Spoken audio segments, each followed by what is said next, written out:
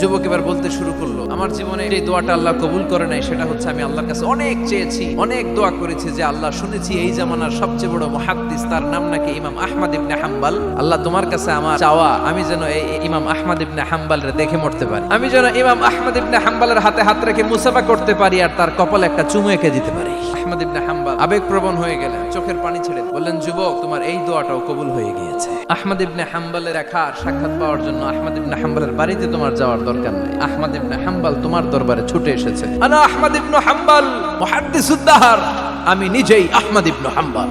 যুবক চোখের পানি ছেড়ে দেয়, আহমদ ইবনে হাম্বল চোখের পানি ছেড়ে দেয়। যুবক চিৎকার মেরে ইমাম আহমদ ইবনে হাম্বলকে জড়িয়ে ধরে, হাতে হাত রেখে মুসাফা করে, কপালের মধ্যে চুমু খায় আর আল্লাহর শুকরিয়া করে বলে, ও ইমাম, আসলে এই দোয়াটাও আল্লাহ আজকে কবুল করে নিল। বিশ্বাস হয় সবসময় ইস্তেগফার করলে আপনার দোয়াগুলোর এইভাবে কবুল করে নিবে কে?